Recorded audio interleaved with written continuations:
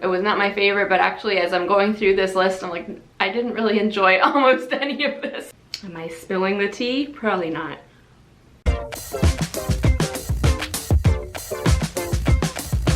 Hey guys, this is the next video in my series about LuLaRoe and what it was like for me as a consultant in the 2015 to 2017 era. So if you haven't watched my previous videos, I'll have some links to them below.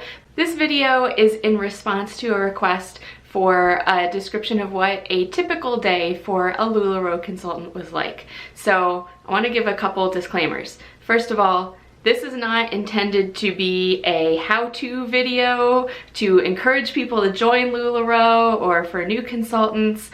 I'm just responding to people's suggestions about what they want to hear about my own experience.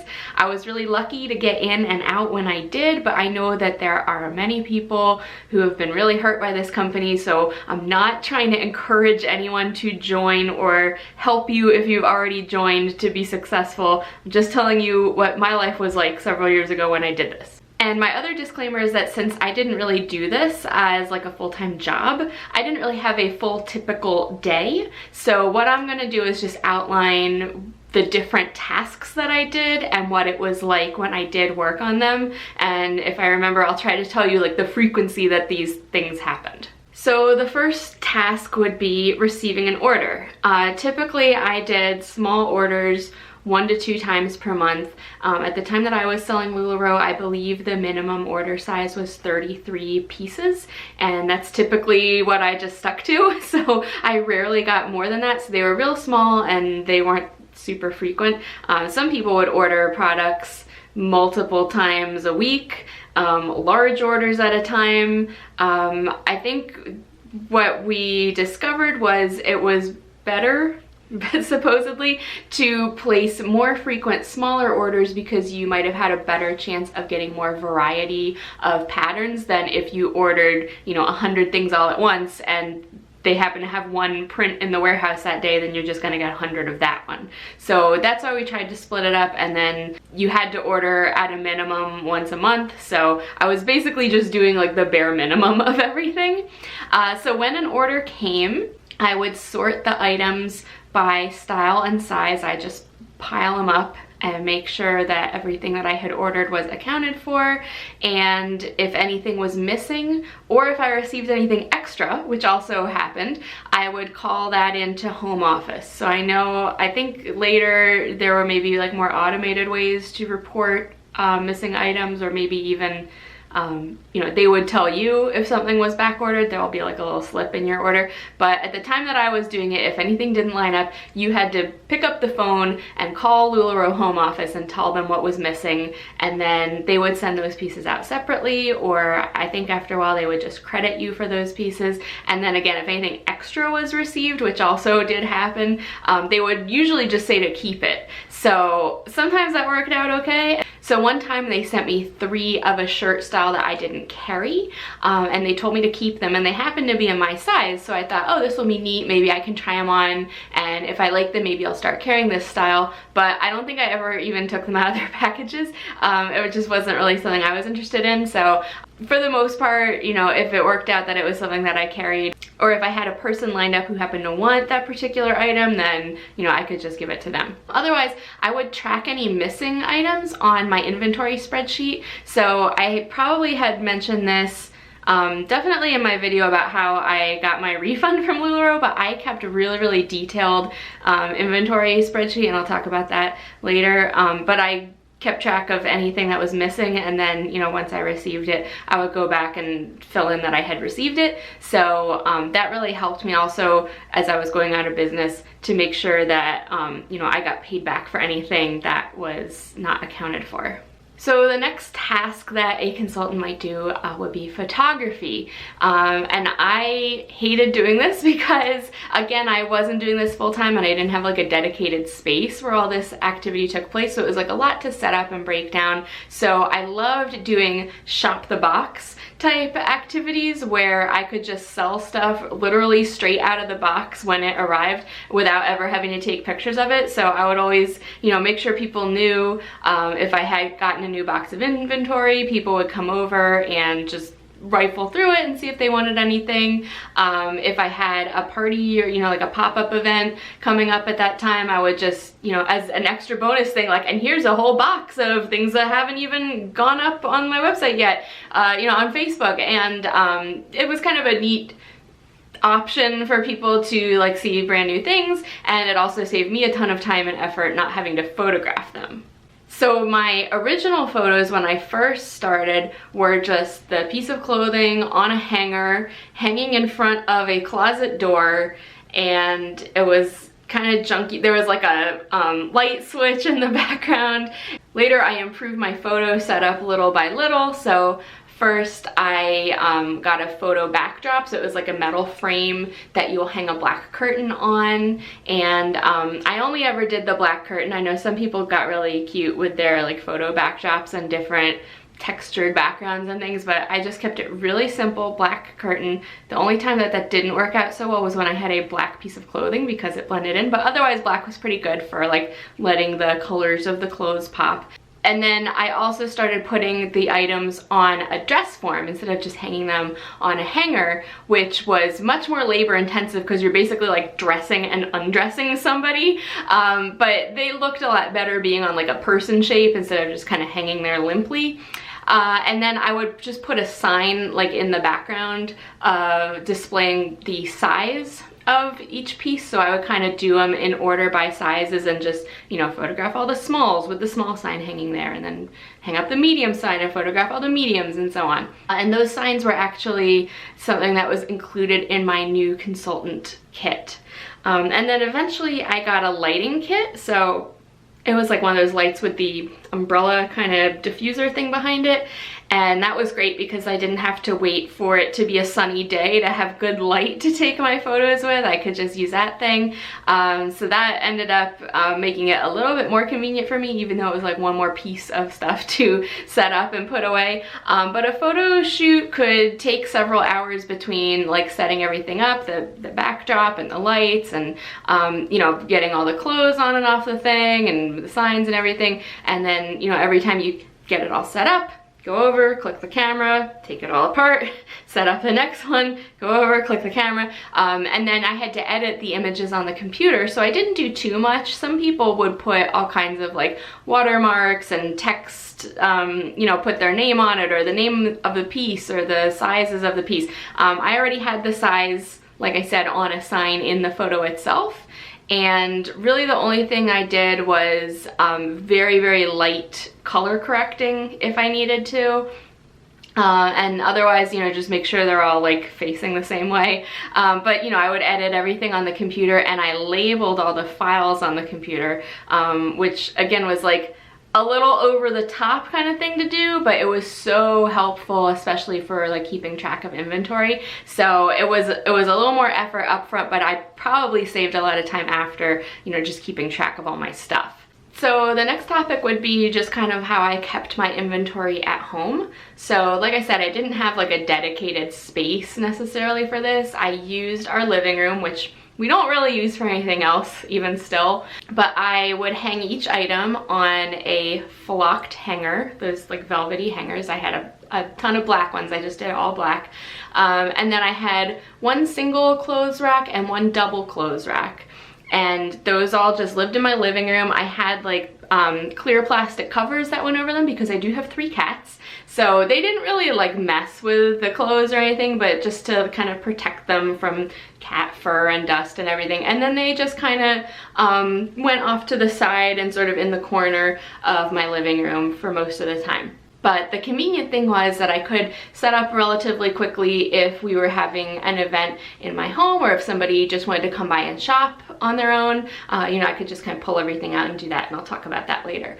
And then one other thing that I did was I tracked my inventory monthly. So technically, you really only need to do this at the end of the year for tax purposes. You have to have an accounting of not even that detailed, but just like the value of the inventory that you have on hand. But I actually went through and counted every piece every month, sort of just for my own records. So it just helped confirm that I had everything I was supposed to have. I had photos of everything. If anything was missing, I actually found a couple things that were somehow missing. I'm assuming stolen, but you know, I was able to track them because of my photo and inventory categorization thing. But I just kept a spreadsheet where I tracked every style, and then there was a column for each size within that style, and it would kind of total everything up, and total up, you know, the number of pieces I had and their wholesale value and their retail value.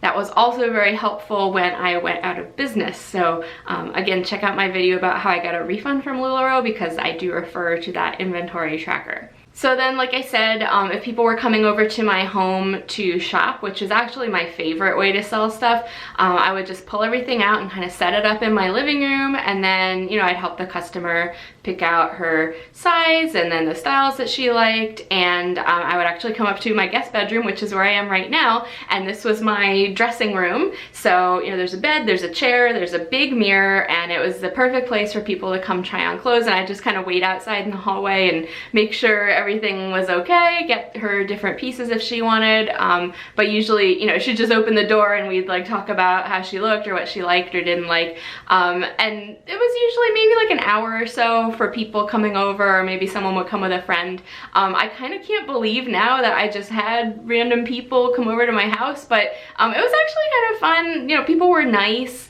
It was a fun way to meet people, and I'm actually friends with several people who I met this way still to this day. So that was probably my most favorite way to sell things, just because it was convenient for me to be at my house, and I think you get better sales doing it like one-on-one like that than you know, online or at a big party where you kind of miss people. It probably also helped that the customers who came over might have felt not obligated, but you know, since they made the effort to come here and I was being nice to them, maybe they felt more inclined to make a purchase. I don't know, but usually like time to money, those were probably usually my best sales. So then the other way that you would do sales would be in a pop-up event. So I probably did an average of one pop-up or other kind of event per month. So sometimes I would do, you know, like vendor shows or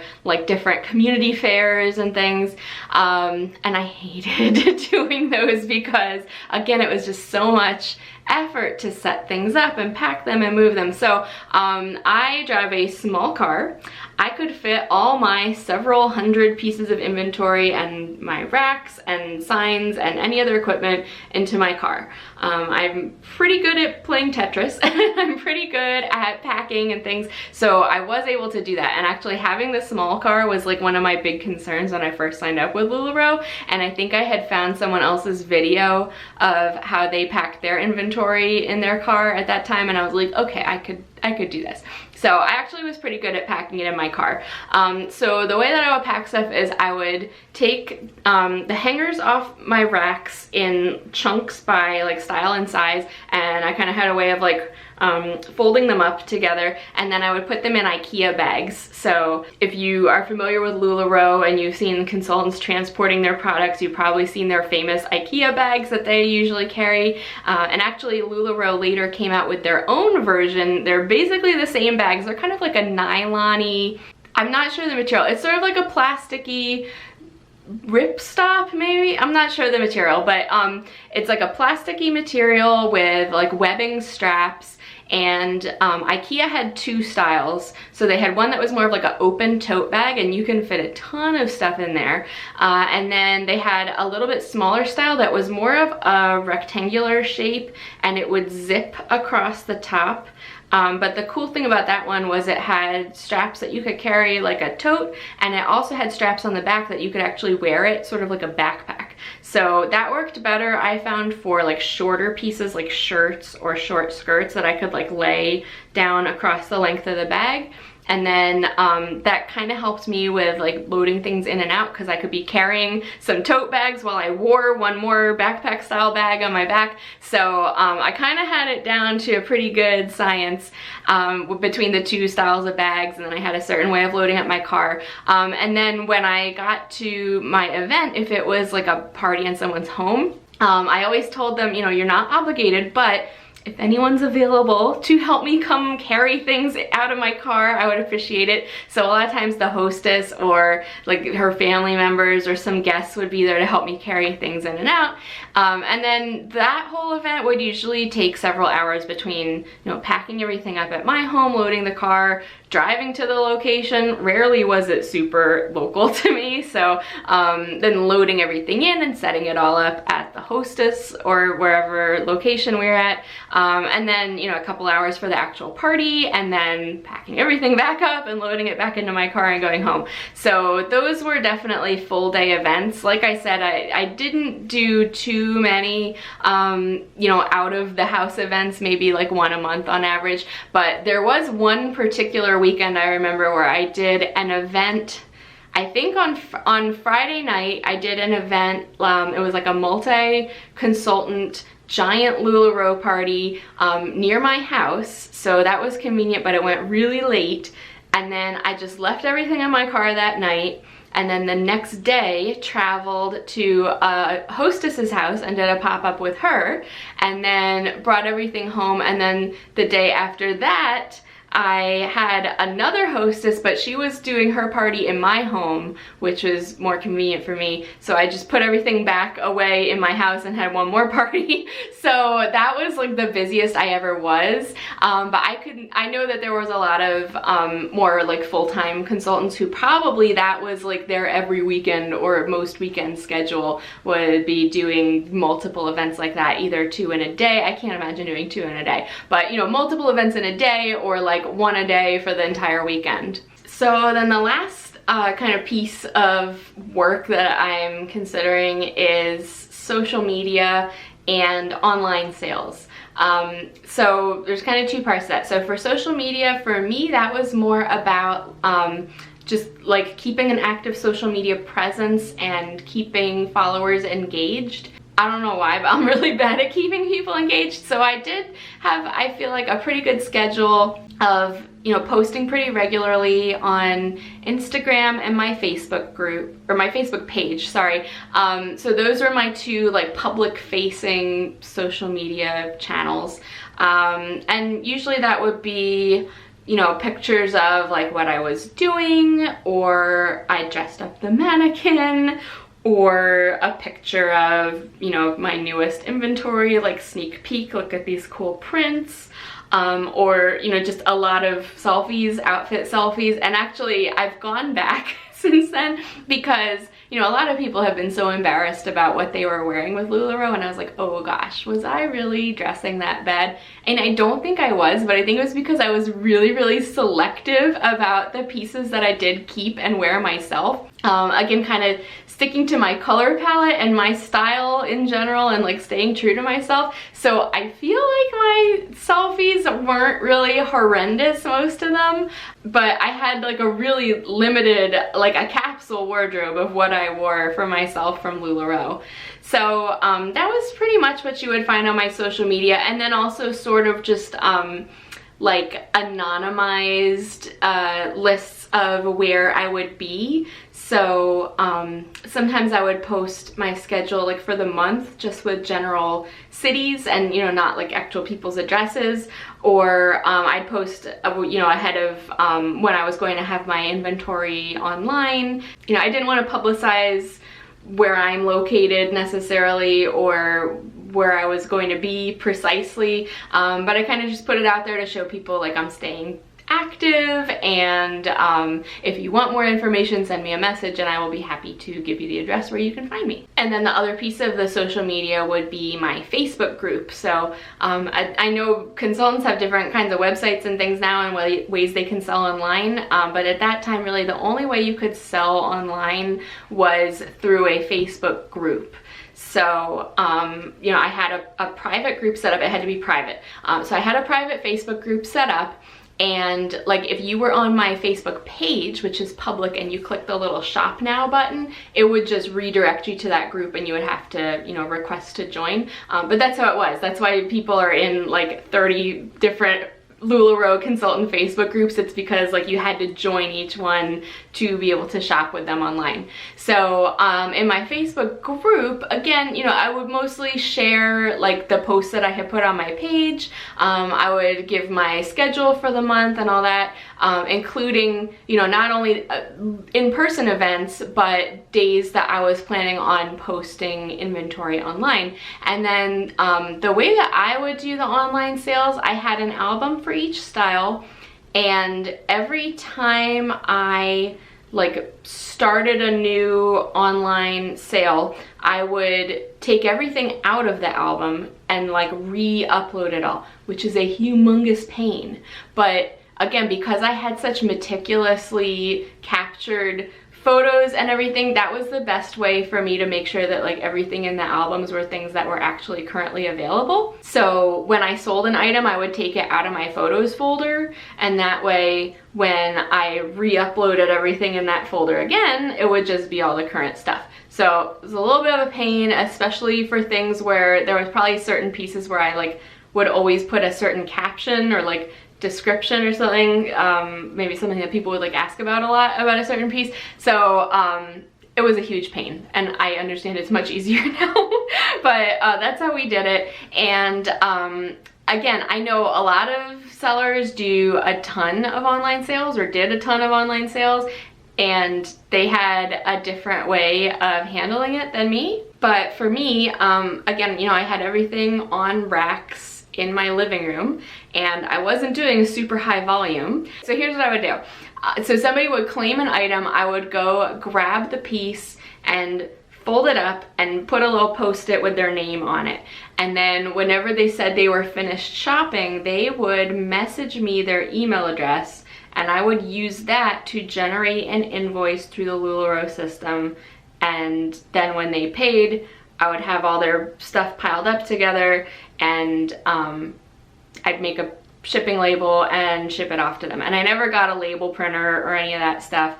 I just used, you know, USPS.com and printed them on paper and taped them to an envelope. So again, I was pretty small potatoes compared to some other sellers, so it was pretty manageable for me to do it that way. But I could see where it would become very overwhelming actually when I was going out of business and selling a lot of things at wholesale cost to fellow consultants. That was when it finally was like super busy doing online sales, and I was like, oh, now I can see why people get so stressed out about this. Until that point, it was never really that busy for me.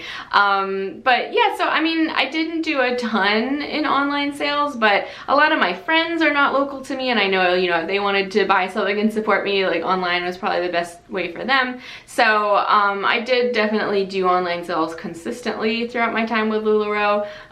It was not my favorite, but actually as I'm going through this list, I'm like, I didn't really enjoy almost any of this. So that was just, you know, one more thing to have to do and keep up with and keep track of those photos in and out and everything.